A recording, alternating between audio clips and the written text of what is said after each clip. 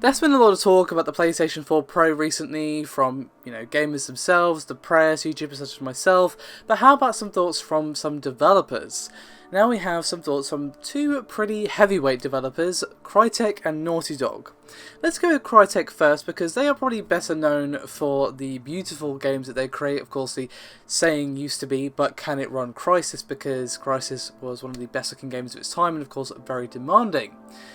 Now, there was a blog post written by Crytek's game designer Nicholas Walensky, who has said that, well, to some degree developers are always limited to some extent, and of course that has everything to do with the power available in the system, and the Pro and the Scorpio will lift some of these constraints. And he said, quote, "We are always limited to some extent in video game development, and we have to work within certain constraints that are usually related to the power of a system versus what we would like to do. But new hardware inevitably removes some of the limitations. We can create bigger worlds, render much more, and have more complex systems running our ideas. Each console has its own twist to it, but there are standards between them. If a console has a unique peripheral, you have to think a little differently about it, but in general they tend to share key similarities." So new hardware doesn't usually tend to present the same issues as a new medium like VR, where we're going to have to throw away a lot of things we did before or iterate on them because they just don't work anymore. Instead, you're essentially gaining varying degrees of additional power to play with. Now, another interesting thing that he touched on that isn't necessarily related to the Pro, but I still find it interesting, is the length of the previous console generation life cycle.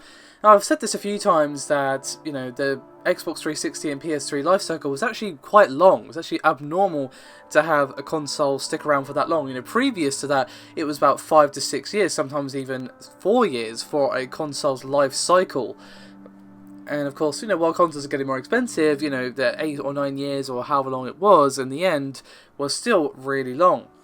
And obviously this wasn't necessarily a good thing, as of course that means developers are bound to certain limitations for a longer period, and of course that was a frustration of many PC gamers that, we're being held back by hardware that was only aging more and more each year. And he said, quote, "We had a very long console cycle with Xbox 360 and PlayStation 3, which is good for developers from one standpoint, because you know exactly what you're working with and can refine things more and more over the years. But on the other hand, there were certain limitations you were always operating within, and you are bound to those while technology raced ahead. A lot can change in 7 or 8 years. Ultimately though, we will have to wait and see what everyone has planned." Now, Naughty Dog's comments come from a bigger interview that is rather lengthy, but I want to focus on one section in particular, where they discuss how people online, Twitter, NeoGAF and such, are basically crunching the newly officially released specifications for the PlayStation 4 Pro. And they had to say, quote, "I think the setup we have here today is perfect. There's a big TV, and there's a couch relatively close. You wouldn't want to sit any closer than this enjoying video games at home, right? With what we're outputting, the higher fidelity, being able to send the colours that we really want to show you, like the HDR colours, that's incredibly exciting to us as we can now actually send the vision we're having in the studio to you on the couch. You can crunch numbers all day, but ultimately it's about what you do with the numbers and what you do with the power. There's more than double the power of the GPU, the boosted clock rate of the CPUs, allowing those smoother frame rates, being able to support our existing PS4 fanbase without really taking anything away from them. All we're doing is adding stuff, adding HDR support even to the base PS4 owners. This patch will be available for release in November, will allow both PS4 Pro owners and regular PS4 owners with a HDR compatible TV or a 4K TV to enjoy those benefits." That's really where it comes from. Tech is only there to support. Ultimately, you're vastly different quantities of games on any game's console. You can say, well, specs are one thing, but look at the diverse difference in games. It really comes down to what you do with those specs.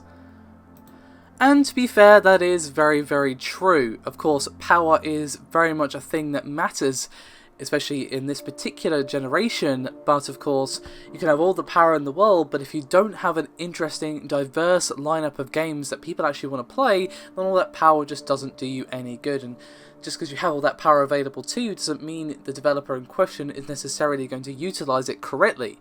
They might want to just make a very basic looking game, or maybe they want to utilize this tech but don't have the skill or know-how how to do it. So I do kind of agree with their comments there, to be quite honest, but I'd love to hear some thoughts from you guys. What do you think on what both Crytek and Naughty Dog had to say on this particular topic? I'd love to hear from you, and thank you very much for watching. Do remember to like and subscribe if you haven't done so already, it does help out a great deal, and I'll see you next time.